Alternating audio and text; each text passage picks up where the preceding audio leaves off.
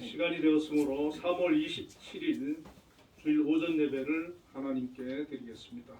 다시 묵상 기도하시겠습니다.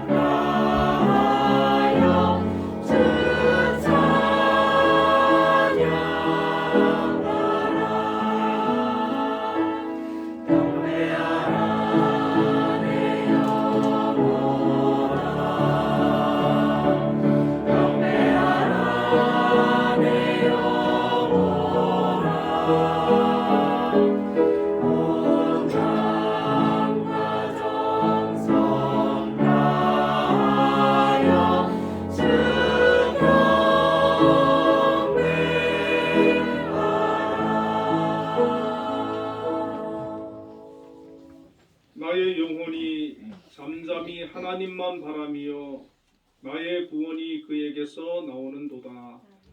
은혜로우신 하나님 아버지 감사합니다. 오늘도 하나님 앞에 예배로 나왔습니다. 이곳에 함께하여 주시고 영광 받아 주옵소서. 예수님 이름으로 기도드리옵나이다. 아멘. 자리에 일어나셔서 예배 찬송 하는 예배자입니다.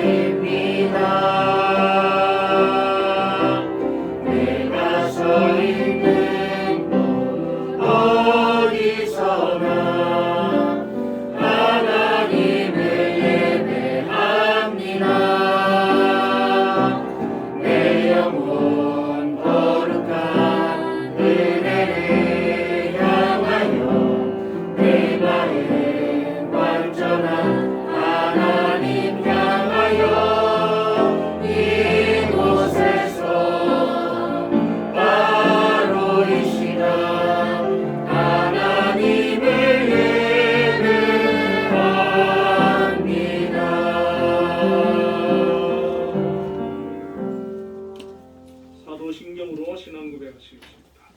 전능하사 천지를 만드신 하나님 아버지를 내가 믿사오며 그의 아들 우리 주 예수 그리스도를 믿사오니 이는 성령으로 잉태하사 동정녀 마리아에게 나시고 본디오 빌라도에게 고난을 받으사 십자가에 못 박혀 죽으시고 장사 이스라엘 왕의 죽은 자 가운데서 다시 살아나시며 하늘에 오르사 전능하신 하나님 우편에 앉아 계시다가 저희로서 산자와 죽은 자를 심판하러 오시리라. 성령을 믿사오며 거룩한 공예와 성부와 서로 통하는 것과 죄를 사하여 주시는 것과 몸이 다시 사는 것과 영원히 사는 것을 믿사옵나이다. 아멘.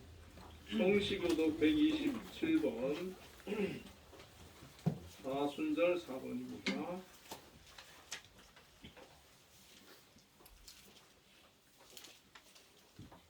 여호와를 자기 하나님으로 삼은 나라 곧 하나님의 기업으로 선택된 백성은 복이 있도다. 여호와께서 하늘에서 보호자 모든 백성을 살피시며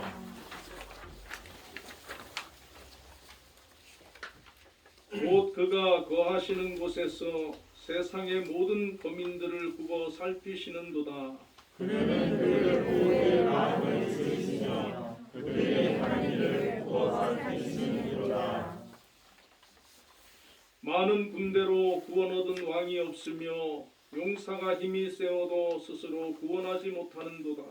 우리의 영이 여호와를 바라며 그는 우리의 도움과 함께시로다. 우리 마음이 그를 즐거워하며 우리가 그의 성호를 의지하였기 때문이로다. 여호와여, 우리가 주께 바라는 대로 주의 인자하심을 우리에게 베푸소서. 아멘. 자리에 앉으셔서 찬송 251장을 부르겠습니다.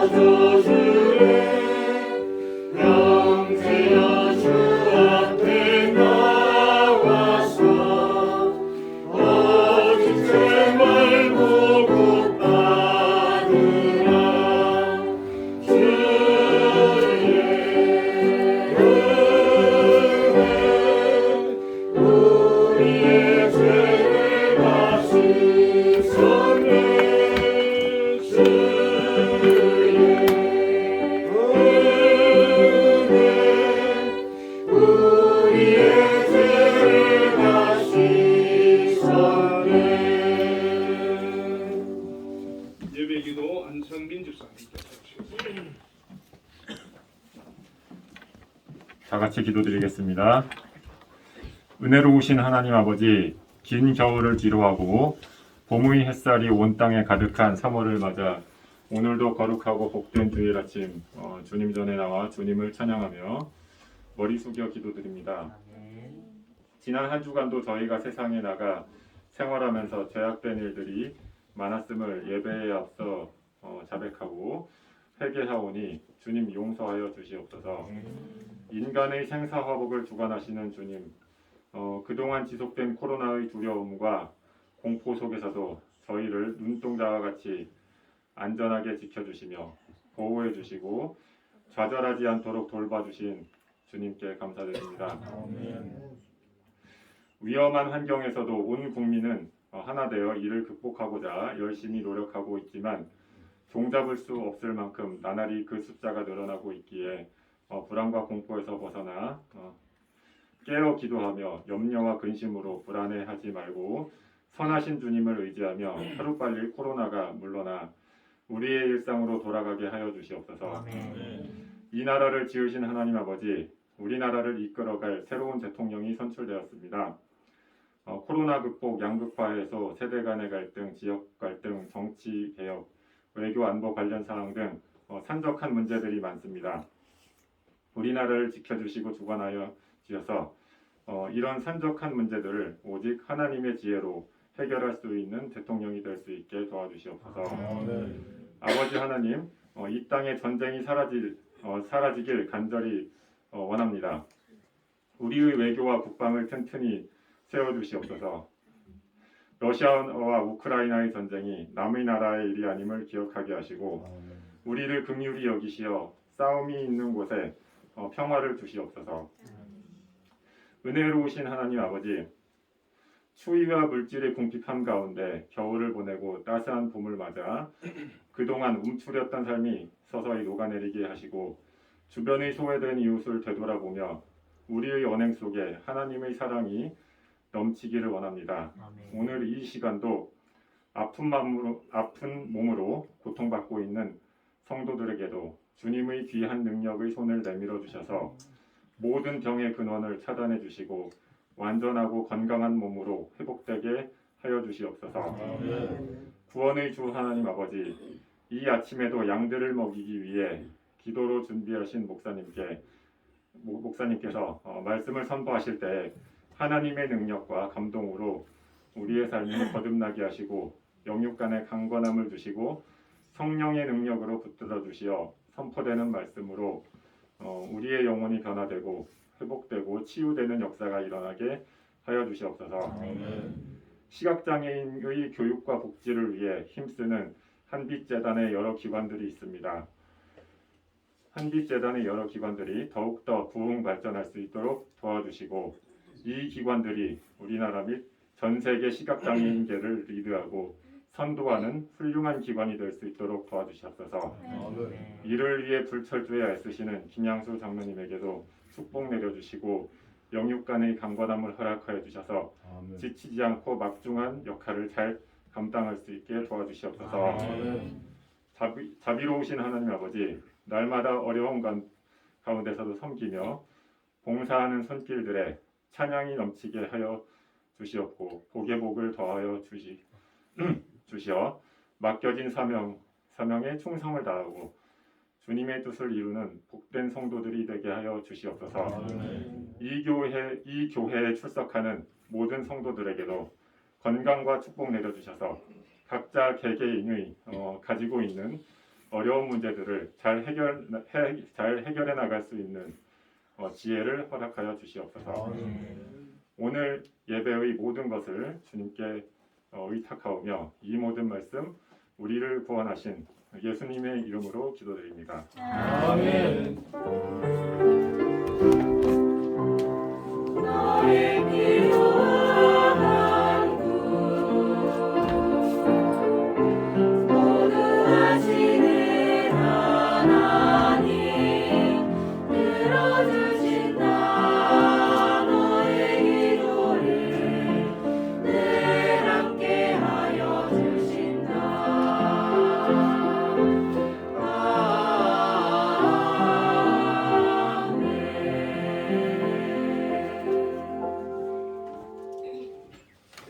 오늘 우리에게 주시는 하나님의 말씀 요한복음 5장 24절에서 29절 말씀을 합독하겠습니다.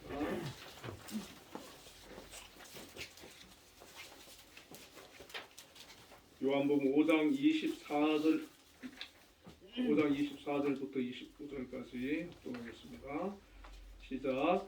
내가 진실로 진실로 너희에게 이르노니 내 말을 듣고 또 나 보내신 이를 믿는 자는 영생을 얻었고 심판에 이르지 아니하나니 사망에서 생명으로 옮겼느니라.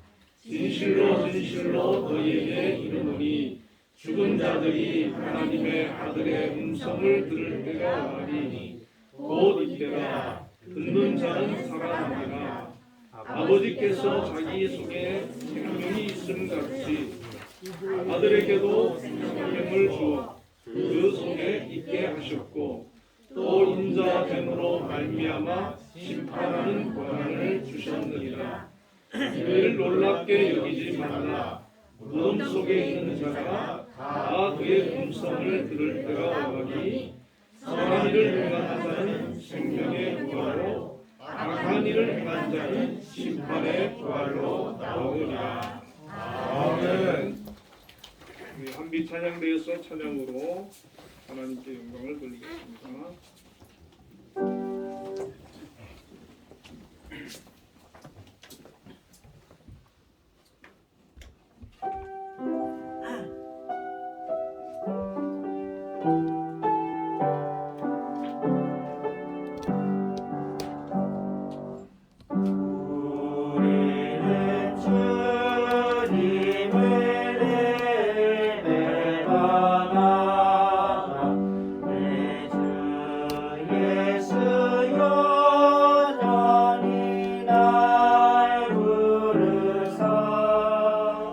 그 참 되신 사랑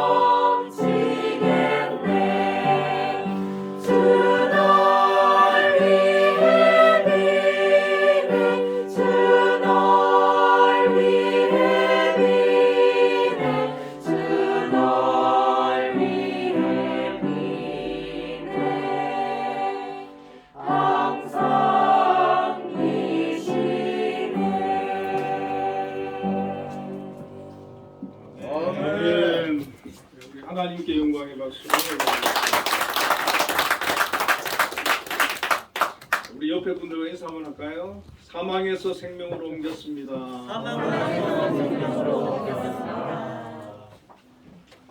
오늘 본문의 제목입니다. 사망에서 생명으로. 예수님 당시에 오늘 마태복음 5장에 나오는 베데스다라는 그 연못이 있습니다. 이 베데스다라고 하는 뜻은 자비의 집이다 이런 뜻인데 1888년도에 발굴이 됐다고 합니다. 큰 연못인데 지금 뭐 형태는 남아 있지만 물은 없다고 하는데요. 여기에는 그 행각 5개가 그 주변에 있었는데 항상 병자들이 많이 모여 있었다고 합니다. 그 이유는 그 물 자체에도 이제 치료 효과가 좀 있고 가끔씩 천사가 내려와서 물을 움직이게 하는 데가 있다는 것입니다. 그때 가장 먼저 그 연못에 들어간 사람은 어떤 병을 가졌든 낫게 되는 그런 기적이 일어났다는 것입니다.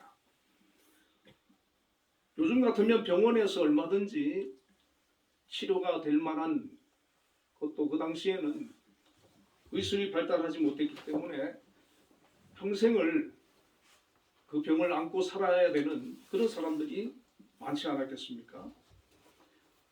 이 5장에 나오는 38년 된 병자는 평생 그 병을 앓고 있었습니다. 그때 당시에 그 수명이 40에서 45세였다는 겁니다.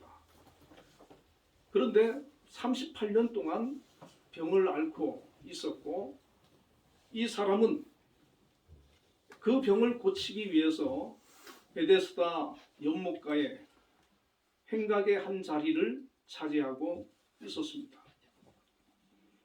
그런데 물이 동할 때 가장 먼저 들어가는 사람만 낫는 그런 상황에서 이 사람은 항상 먼저 들어갈 수 있는 그런 방법이 없었습니다.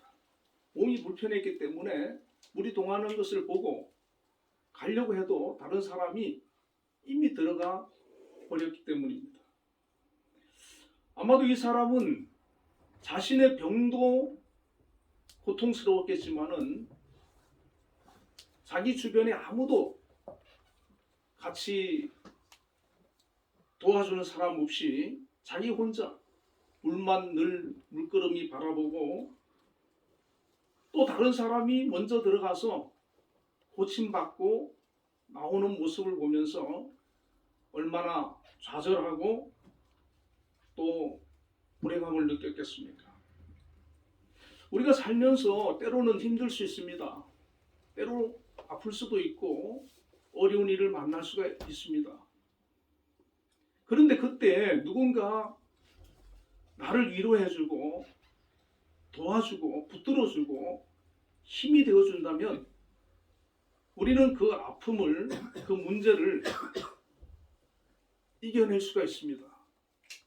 그런데 내 곁에 아무도 없다면은 붙들어주고 도와주고 위로해주는 사람이 없다면은 얼마나 고독하고 힘들고 좌절하겠습니까?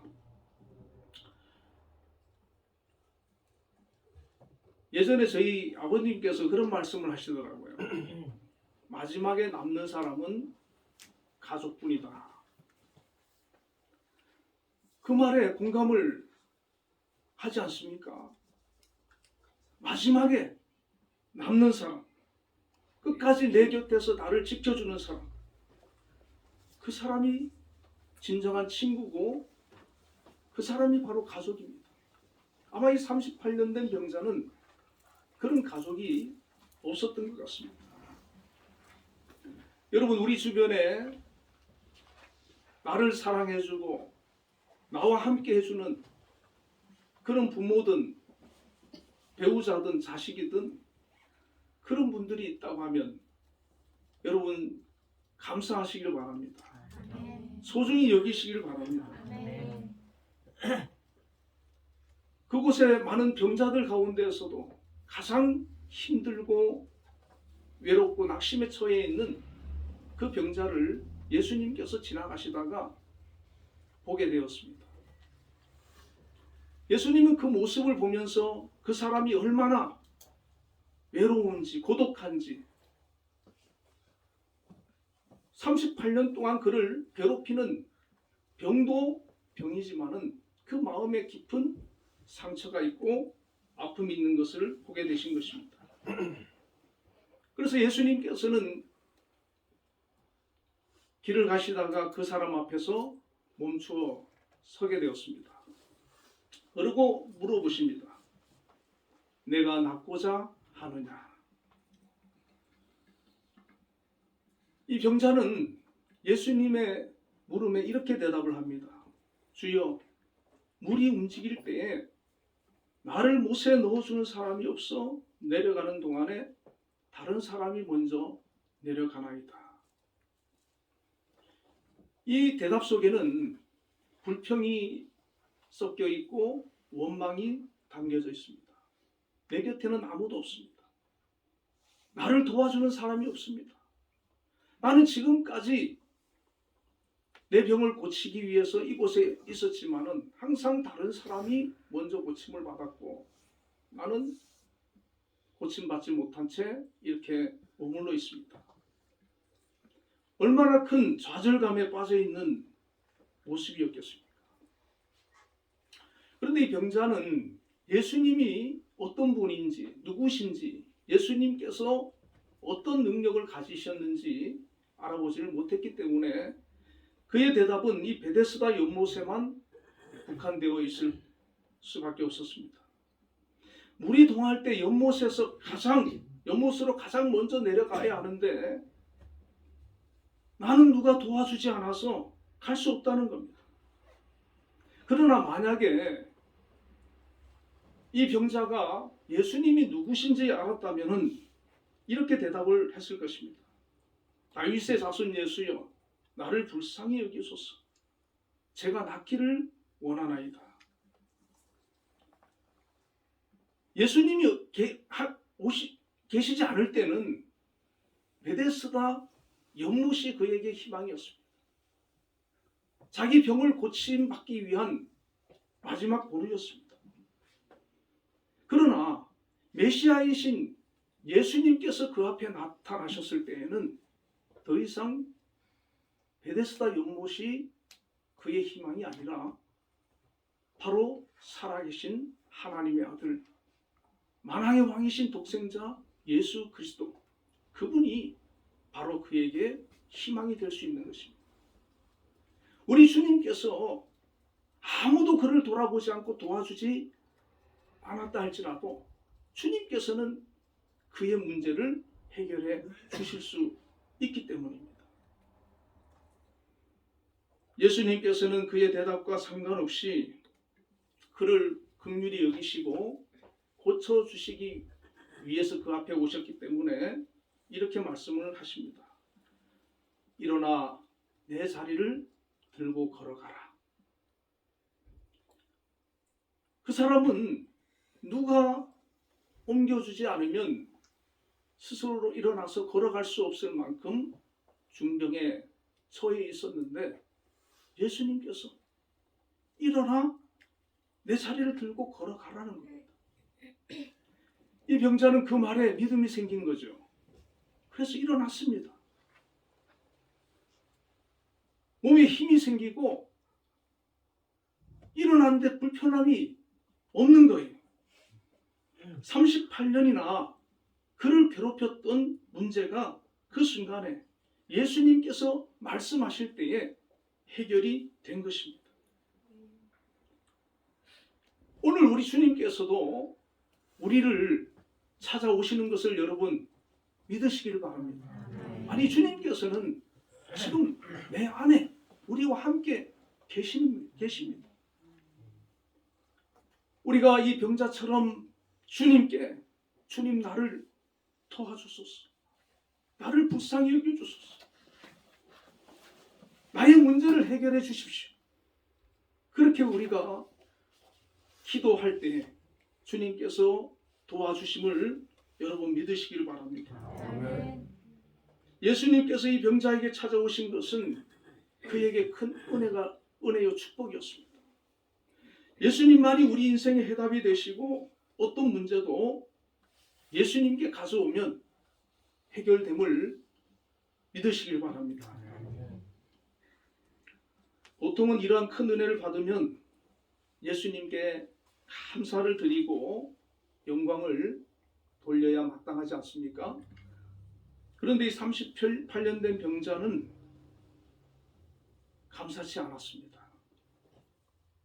오히려 안식일에 자신의 병을 고쳐주신 분이 예수라는 사람이라고 유대인들에게 알려줌으로써 예수님을 공경에 빠뜨리는 것을 보게 됩니다. 저는 이 대목에서 곰곰이 생각해 보았습니다. 38년 동안 그렇게 소원하던 것이 이루어졌는데 어떻게 예수님께 감사의 말을 하지 않았을까? 어떻게 영광을 돌리지 않았을까? 그것은 이 사람의 영적 상태를 말해주는 것입니다. 우리가 영적으로 침체하고 영적으로 병들어 있으면 감사를 상실하게 되는 겁니다. 기쁨을 잃어버리게 되는 겁니다. 누군가로부터 큰 은혜를 입고 큰 선물을 받아도 그것에 대한 감사를 고백하게 하지 못하는 그런 모습을 볼 수가 있는 것입니다. 38년 된 병자는 바로 우리 인생들의 모습이기도 합니다. 평생을 베데스다 문만 바라보며 물만 동하기를 기다리며 살아가는 그런 사람의 모습. 이렇게 인생을 사는 사람은 항상 자신의 문제만 바라보고 자녀 문제, 직장 문제, 건강 문제로 지쳐있는 그런 사람들일 것입니다. 불평과 원망이 끊일 수 없고 그 문제는 그 삶에 영향을 미치고 마음을 병들게 하고 영혼을 침체시키는 원인이 되기도 합니다. 문제가 해결되어도 기쁨이 회복되지 않고 감사가 회복되지 않는 그런 모습으로 나타날 수가 있다는 것입니다. 여러분, 우리가 때로는 연약할 수도 있고 몸에 질병이 있을 수도 있고 삶에 문제가 있을 수도 있습니다. 문제 없는 사람은 이 세상에 없을 것입니다. 그러나 영적으로 깨어있고 영적으로 살아있고 영적으로 건강한 사람은 기쁨을 잃지 않는 거예요. 감사를 잃어버리지 않는 것입니다. 그 마음에 하나님 주시는 은혜와 평강이 가득한 줄로 믿습니다. 우리가 예수를 믿는다고 하는 것은 이 세상을 살아가면서 바로 주님이 주시는 그 영적인 은혜와 기쁨을 누리며 살아가는 것입니다. 우리에게 이 모습이 있어지기를 주님의 이름으로 축원을 드립니다. 아멘. 영적으로 회복된 사람은 우리의 문제와 상관없이 주님을 가까이 하게 됩니다. 주님 한 분만으로 기뻐하고 감사하고 사랑하는 겁니다. 변함없이 주님을 섬기며 사는 겁니다. 나의 기도가 응답되면 감사하고 응답되지 않아도 늘 감사하는 그런 신앙이 참된 신앙이 되는 것입니다. 크고 작든 모든 것이 하나님이 주신 선물로 알고 감사하며 사는 것입니다. 이번에 코로나로 인해서 우리 한빛교회 성도님들도 여러분 확진이 되지 않았습니까? 제가 한 번 통화를 하면서 오히려 은혜를 받았어요. 코로나에 확진되셨는데 목소리가 밝고 건강하시더라고요. 막 이렇게 힘들어하고 막 속상해하고 원망하고 그러는 게 아니고 괜찮습니다 목사님. 기도해 주세요. 며칠 지나면 나을 겁니다. 그렇게 오히려 저를 위로하고 희망적으로 얘기를 하시는 거예요. 그 안에 예수의 생명이 있기 때문에, 그 영혼이 건강하기 때문에 육신적으로 그런 질병이 찾아오고 그 마음에서 기쁨을 잃지 않고 감사를 잃지 않고 그렇게 고백하게 될 수 있는 것 아니겠습니까? 우리 유경화 권사님께서 발목을 접질르셔가지고 다치셨지 않습니까? 그 소식을 듣고 제가 많이 놀라고 또 걱정이 돼서 전화를 했는데 오히려 전화 목소리가 너무 밝으시고 저를 오히려 걱정하지 마세요. 목사님 괜찮습니다. 그렇게 말씀하십니다. 여러분, 우리의 마음에 항상 주님이 함께 하실 때에는 어떤 문제를 당해도 어떤 어려움을 만나도 그것을 능히 기쁨으로 감사로 소망으로 바꾸어 놓고 우리의 삶에 그 어둠의 영이 역사하지 못하도록 그렇게 우리를 지켜나가게 될 줄로 믿습니다. 그리고 또 한 반응을 살펴보기를 원합니다. 38년이나 병으로 고통을 받고 있던 사람이 나은 것을 본 유대인들의 반응이었습니다.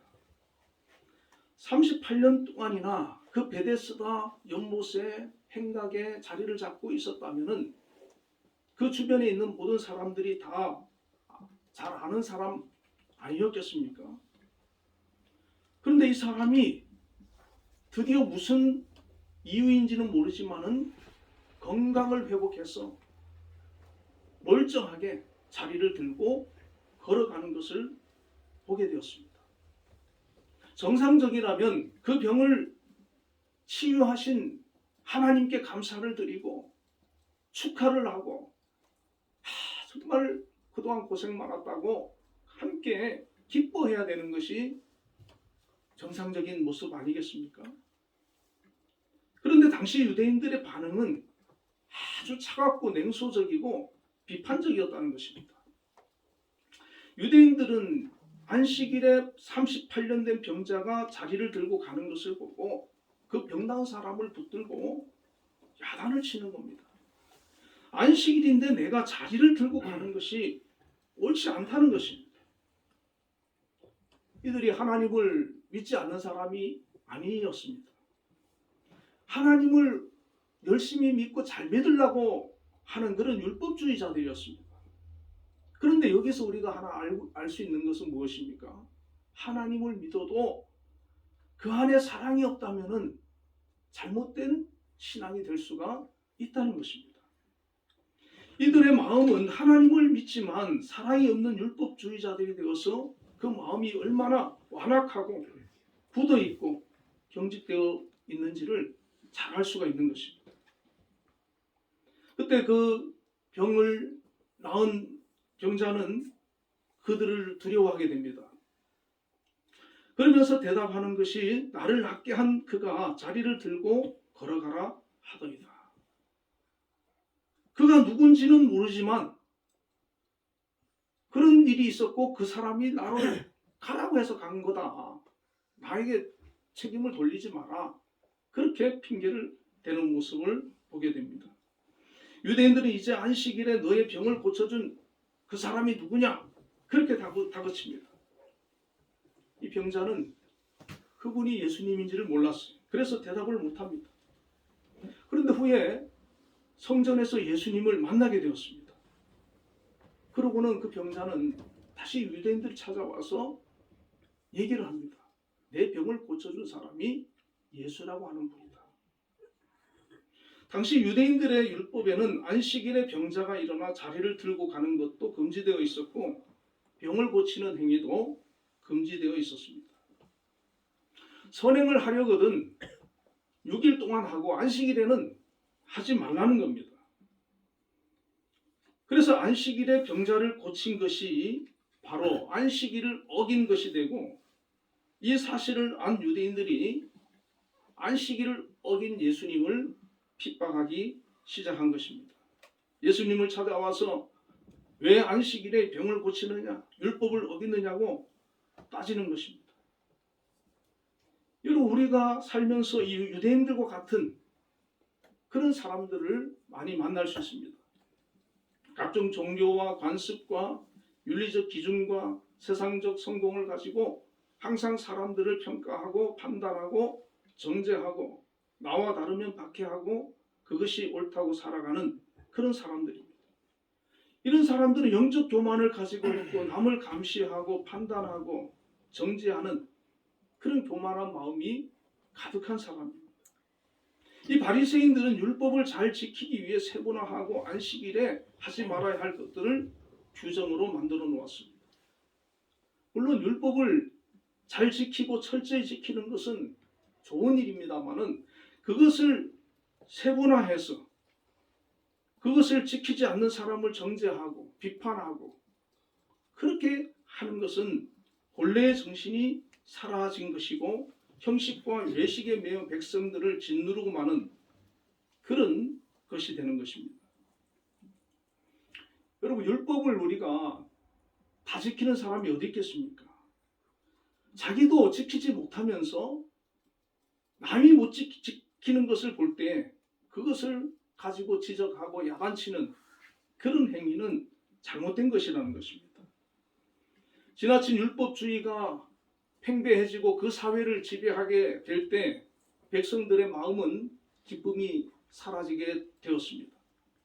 하나님을 믿으면 기쁨이 넘치고 은혜가 넘치고 감사가 넘치고 사랑이 넘쳐야 되는데 유대인들의 율법주의자들의 눈치를 보게 되고 조금만 율법을 어기면 야단치고 비판하는 그런 지적하는 모습들이 그 사회에 팽배해 있었기 때문에 모든 사람들이 율법주의자들의 눈치를 보고 살아야 되고 또 비판하고 야단치는 그런 모습들이 그 사회에 문제거리가 되어 있었다는 것입니다.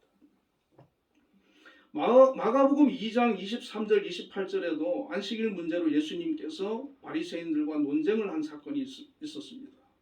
안식일에 예수님의 제자들이 밀이삭을 비벼 먹은 적이 있습니다. 바리새인들이 그것을 보고는 예수님께 따지는 거예요. 제자들이 안식일에 밀이삭을 비벼 먹었다고 안식일을 어겼다고 책망을 하는 것입니다. 예수님께서는 바리새인들에게 제자들이 안식일을 어긴 것이 아니다라고 말씀하시면서 27절에 보면 안식일이 사람을 위하여 있는 것이요 사람이 안식일을 위하여 있는 것이 아니니 28절에 인자는 안식일에도 주인이니라 그렇게 말씀을 해주셨습니다.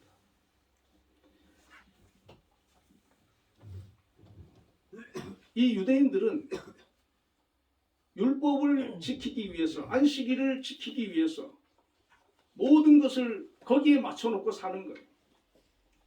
그런데 예수님께서는 율법이 중요한 것이 아니고 안식일이 중요한 것이 아니고 사람이 더 중요한 것이라는 겁니다. 안식일이 사람을 위해 있는 것이고 예수님이 안식일의 주인으로서 안식일의 의미를 새롭게 제정해 주셨는데 예수님이 왜 이 땅에 오셨습니까? 바로 사람을 살리기 위해서, 사람을 구원하기 위해서 예수님께서 오신 겁니다. 그래서 예수님께서는 마태복음 22장 37절에서 40절에 보면 예수께서 이르시되 내 마음을 다하고 목숨을 다하고 뜻을 다하여 주 너의 하나님을 사랑하라 하셨으니 둘째도 그와 같으니 내 이웃을 내 자신과 같이 사랑하라 하셨으니 이 두 계명이 온 율법과 선자의 강령이니라. 이렇게 율법을 정리해 주셨습니다. 유대인들은 온갖 율법을 가지고 사람들을 정죄하고 그 틀 안에 가두려고 하지만 예수님께서는 새로운 계명을 주셨는데 그것은 바로 사랑이라는 것입니다. 하나님을 사랑하고 이웃을 사랑하는 것이라는 겁니다. 누가 신앙생활을 잘하는 것이겠습니까?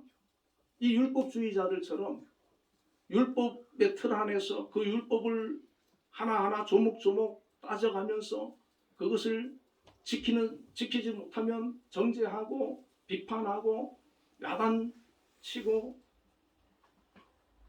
벌주는 그런 식의 신앙생활이 하나님을 잘 섬기는 것이 아니고 사랑하며 사는 것, 하나님을 사랑함으로 예배 자리에 나오고 하나님을 사랑함으로 우리가 찬양을 드리고 하나님을 사랑하는 마음으로 주님 앞에 헌신하고 충성하는 그런 모습이 바로 하나님을 잘 섬기는 것이라는 것입니다.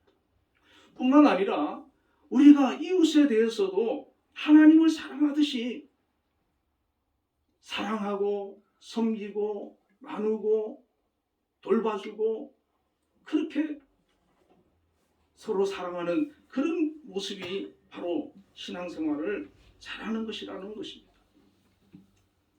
이 율법주의 유대인들의 그 신앙생활은 주님께서 보실 때 너무나도 잘못된 방향으로 가고 있었다는 것입니다.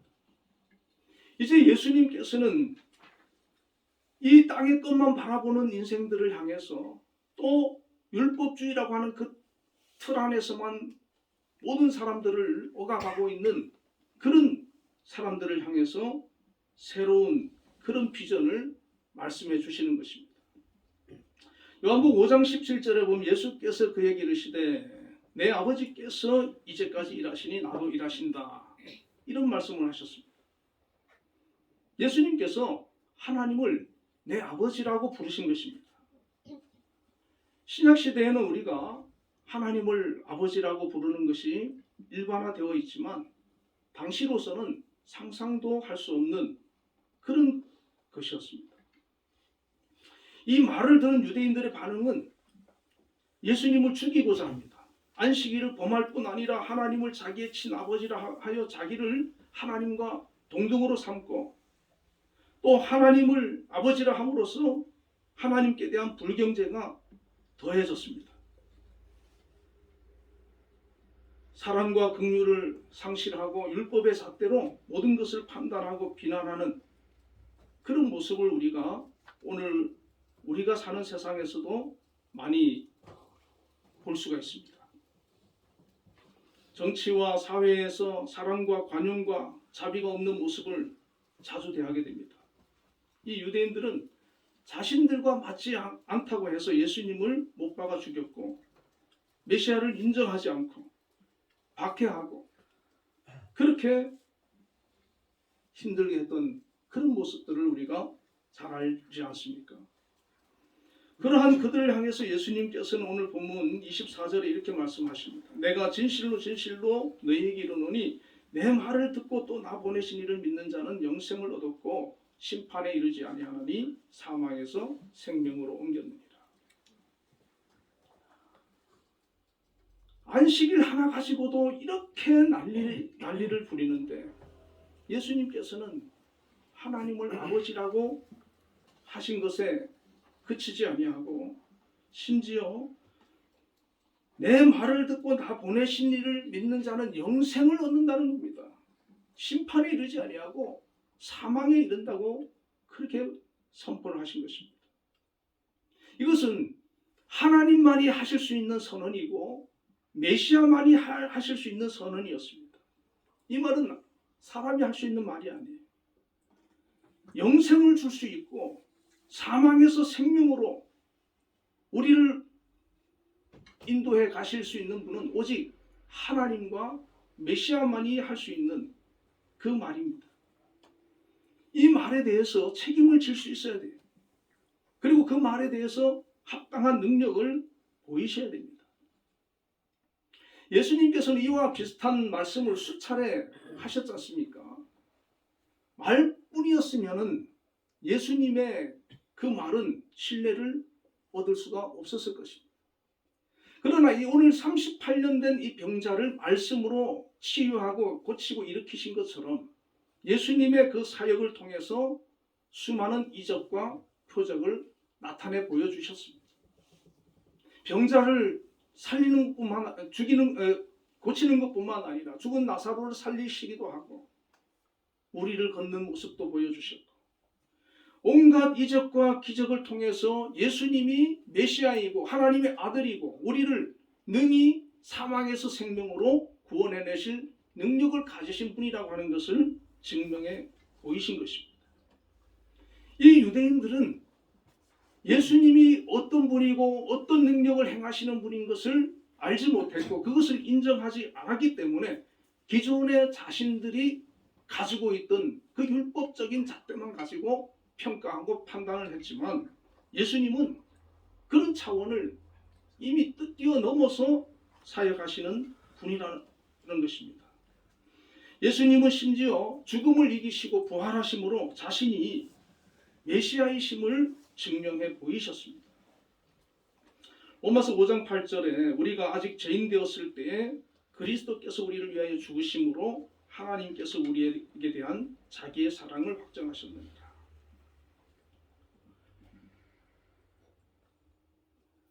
여러분, 다른 사람을 위해서 내 자식을 내어놓을 수가 있겠습니까? 다른 사람을 살리려고 내 자식을 죽음에 내어놓을 수 있겠습니까? 그러나 하나님께서는 그 일을 하셨다는 겁니다. 그렇게 해야 저들을 살릴 수 있으니까. 그렇게 해야 우리의 죄를 용서하고 사망에서 생명으로 옮길 수 있으니까. 하나님께서는 당신의 외아들을 아낌없이 내어놓으신 것입니다. 예수님도 하늘 보좌를 버리고 이 땅에 오셔서 십자가를 지시고 죽으셔야 하는 그 길을 걸어가시는데 예수님 입장에서는 그렇게 하고 싶었겠습니까? 여러분은 그렇게 하실 수 있나요? 조그마한 손해도 우리는 보지 않으려고 하지 않습니까? 그런데 내 생명을, 내 목숨을 다른 사람을 위해서 내어놓을 수 있냐는 것입니다. 그러나 주님께서 그 십자가에 죽으시고 희생하시고 자신의 생명을, 목숨을 내어놓아야 우리를 살릴 수 있기 때문에 주님께서는 기꺼이 십자가를 지시고 우리를 대신해서 죽으신 것입니다. 예수님께서는 말로만 사랑하라 하신 것이 아닙니다. 친히 그 사랑을 나타내 보이셨습니다. 증명해 보이셨습니다. 십자가에 자신을 못 박아 죽으셨습니다. 조창인 장편 소설로 유명한 가시고기라는 소설이 있지 않습니까?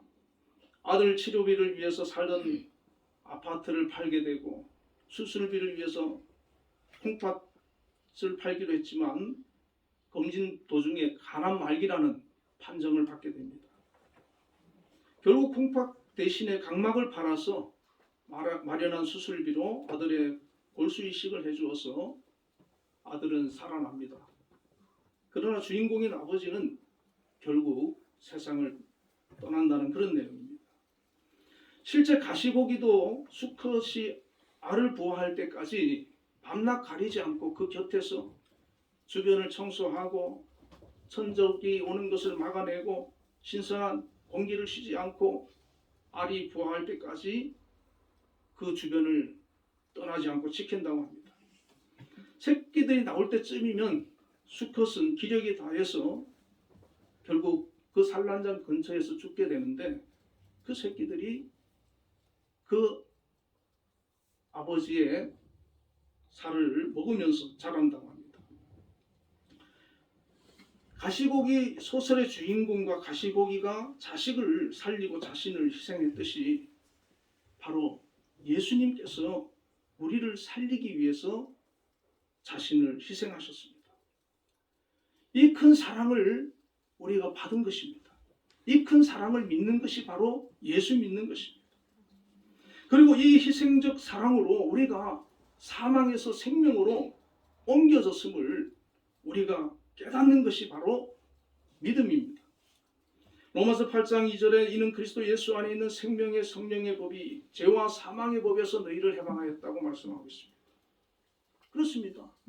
우리는 예수 믿기 전에 우리는 죄와 사망의 법에 묶여있던 사람이었습니다. 우리는 그대로 지옥 갈 수밖에 없는 그런 삶을 살던 사람이었습니다. 그러나 주님께서 우리를 구원하기 위해 오셨고 주님께서 우리를 그 사망의 법에서 우리를 해방하여서 생명의 법으로 영생의 법으로 우리를 인도해 가신 것입니다. 하나님이 우리를 사망에서 생명으로 옮기기 위해 자신의 독생자를 보내어 그의 몸의 고난과 피를 흘리심을 통하여 우리를 죄 없다 하신 이후에 사망에서 생명으로 옮겨 놓은 것입니다. 그냥 된 것이 아닙니다. 누군가의 희생이 있어야 됐는데 그 희생을 우리 주님께서 우리를 대신해서 감당하신 것입니다. 우리는 사망에서 생명으로 옮겨진 자들입니다. 이렇게 옮겨진 자들에게는 새로운 신분이 주어집니다. 요한복음 1장 12절에 영접하는 자 곧 그 이름을 믿는 자들에게는 하나님의 자녀가 되는 권세를 주셨습니다. 여러분, 우리 예수 믿는 사람은 하나님의 자녀임을 믿으시길 바랍니다. 이 세상에 살지만 우리는 어둠의 자녀가 아니라 마귀의 자녀가 아니라 하나님의 자녀의 신분으로 살아가는 것입니다. 천국 백성으로 살아가는 것입니다. 이것을 우리가 깨닫고 당당하고 떳떳하고 더욱 소망을 가지고 이 세상을 살아가야 되는 것입니다. 내 본향은 천국임을 확실히 믿어야 되는 것입니다. 이곳에서 좀 어려운 일을 당한다 해도 문제를 만난다 해도 우리는 두려워할 필요가 없습니다. 이곳이 우리가 영원히 거할 처소가 아니기 때문에 우리는 사망에서 생명으로 옮김을 받은 하나님의 자녀이기 때문에 그 믿음을 가지고 살아가는 것입니다. 38년 된 병자처럼 베데스다 문만 바라보고 원망과 불평으로 사는 것이 아니라 유대인들처럼 타인을 판단하고 비판하며 사는 인생이 아니라 주님께서 나를 택하시고 사랑하시고 구원하심을 믿고 사망에서 생명으로 옮겨주신 사실에 감사하며 주님의 사랑을 나누고 증거하며 살아가는 저와 한빛교회 성도님들이 다 되시기를 주님의 이름으로 축원을 드립니다. 기도하겠습니다. 하나님 아버지 감사합니다. 우리 주님께서 우리를 살리고 우리를 구원하시기 위해서 사망에서 생명으로 옮겨주시기 위해서 이 땅에 오셨음을 믿습니다. 우리가 이 놀라운 은혜를 이미 받고 이 사실을 우리가 깨닫고 믿고 살기에 우리는 이 땅에서 어떤 문제를 만나고 어려운 일을 만나도 낙심하지 않고 절망하지 않고 감사하며 기뻐하며 주님을 바라보며 복된 삶을 살아가게 될 줄로 믿습니다. 하나님, 우리가 하나님을 믿지만은 우리가 영적으로 깨어있지 못하고 영적으로 약해져 있다면은 이 38년 된 병자처럼 늘 베데스다 문만 바라보고 세상만 바라보고 낙심하며 절망하며 살 수밖에 없음을 고백합니다. 또 이 유대인들처럼 율법주의에 갇혀서 다른 사람을 판단하고 정죄하는 그런 모습만 또 가질 수도 있음을 고백합니다. 그러나 우리는 예수 안에서 새로운 생명을 부여받은 사람으로서 주님 주시는 그 은혜와 평강이 우리 심령에 충만하게 하여 주시고 항상 어떤 일을 만나고 문제를 만나고 어떤 형편에 놓여진다 할지라도 하늘을 소망하며 늘 감사하며 기뻐하며 주님을 찬양하며 살아갈 수 있는 귀한 믿음을 허락하여 주시옵소서. 주님 나아가는 그날까지 이기고 승리하는 자들이 되게 하여 주시고 어떤 문제를 만나도 주님을 의지하여 아버지 하나 이겨낼 수 있도록 인도하여 주시옵소서. 기쁨과 감사가 끊어지지 않도록 함께하여 주옵소서. 예수님 이름으로 기도드리옵나이다. 아멘. 249장 찬송 드리겠습니다.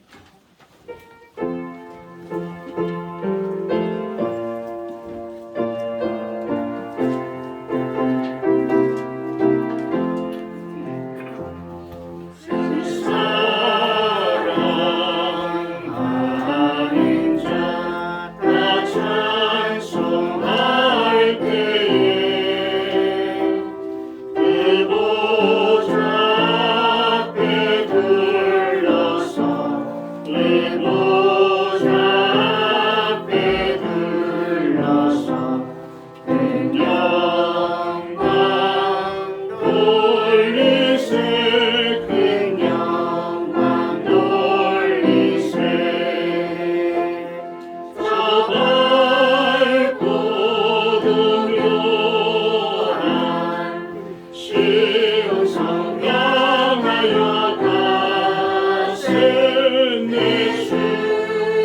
찬란한 성에 찬송하며 올라가세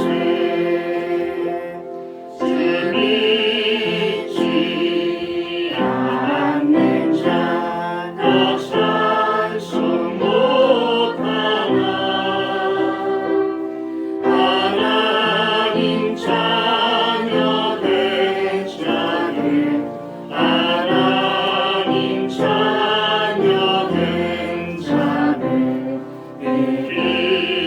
기쁨 전하세 그 기쁨 전하세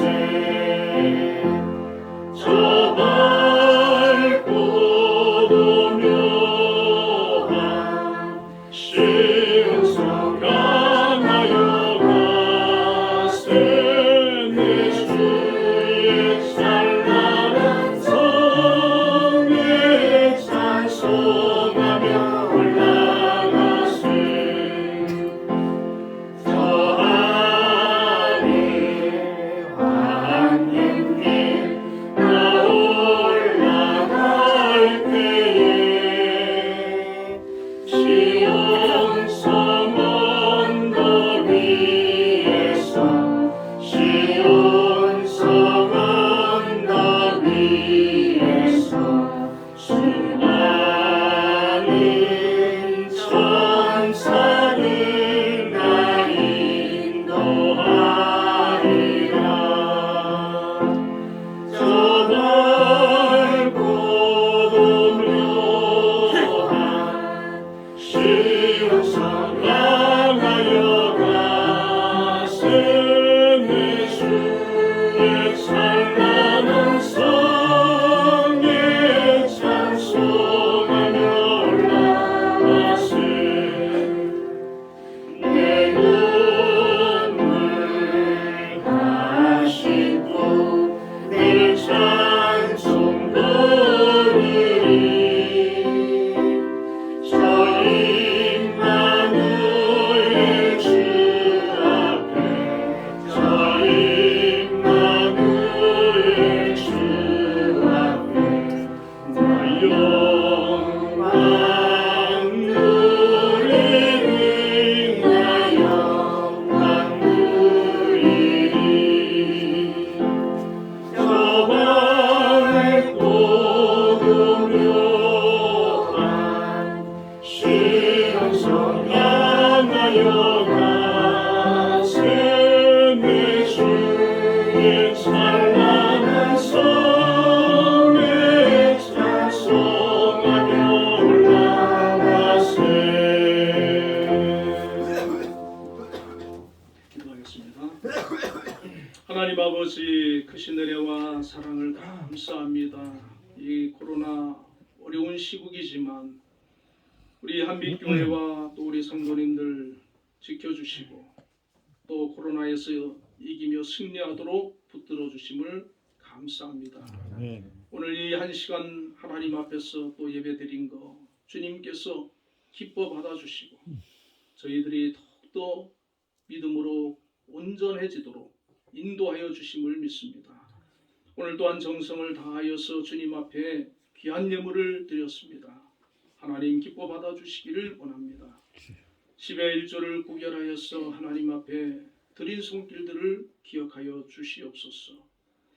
하나님 특별히 우리 한빛재단을 통하여서 우리 집사님들 또 이렇게 귀한 직장을 가지고 계신 분들이 많고 또 여러 가지 또 다른 곳에서도 일을 하고 또 사업체를 운영하시는 분들도 있는 줄 압니다.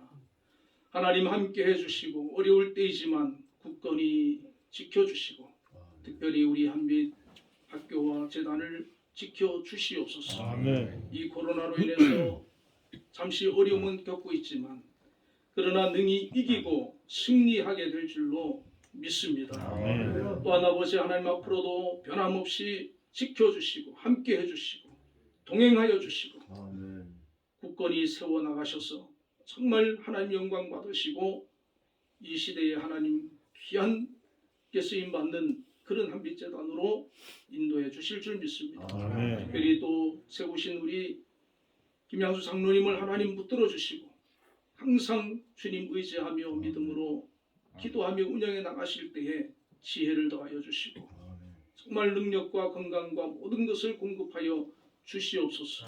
또 두 분 장로님 통해서 우리 한빛 교회를 또 든든히 세워 나갈 수 있도록 인도하여 주신 것 감사합니다. 함께하여 주시고 우리 모든 성도 한 사람 한 사람 하나님 지켜주시며 동행하여 주시옵소서. 감사 예물을 드렸습니다. 하나님 그 마음에 진정 주님 베풀어 주신 그 은혜와 구원과 사랑에 대한 감사가 차고 넘쳐 흐르게 하여 주시고 때로는 어려운 일을 만난다 할지라도 낙심하지 아니하고 오히려 하나님 앞에 감사할 수 있는 믿음을 허락하여 주시고 그 마음의 평안과 기쁨이 충만하게 해주시고 어떤 문제든 이기고 승리하게 하시고 또 하나님께서 그 삶을 통하여서 가정에 베풀어 주시는 놀라운 은혜를 경험하고 간증할 수 있도록 역사하여 주시옵소서. 주정헌금을 드렸사오니 하나님 한 주간도 지켜주시고 동행하여 주시고 정말 하나님 기뻐하는 귀한 한 주간이 되도록 역사하여 주시옵소서. 예수님 이름으로 기도드리옵나이다. 아멘.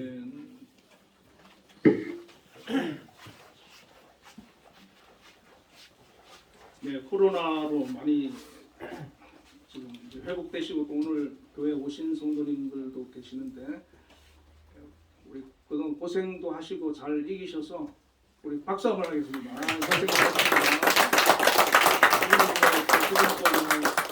격리 중에 계시는 분도 계시지 않습니까? 위에서 기도해 주시고 또 특별히 우리 유경화 권사님 위해서 발목이 잘 회복될 수 있도록 기도해 주시기를 바랍니다.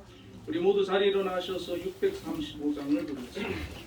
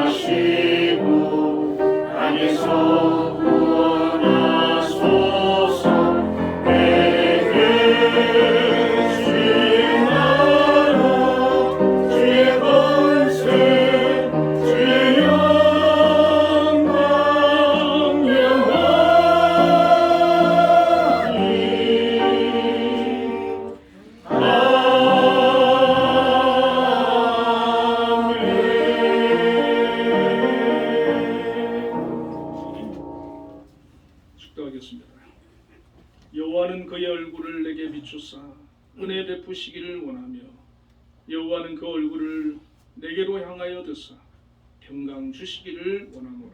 아멘. 지금은 우리 주 예수 그리스도의 크신 은혜와 하나님의 극진하신 사랑과 성령님의 교통하심이 오늘도 하나님 앞에 예배자로 나와 감사와 영광을 올린 우리 한빛교회 모든 성도님들 위해 지금으로부터 영원까지 함께 계시기를 축원하옵나이다.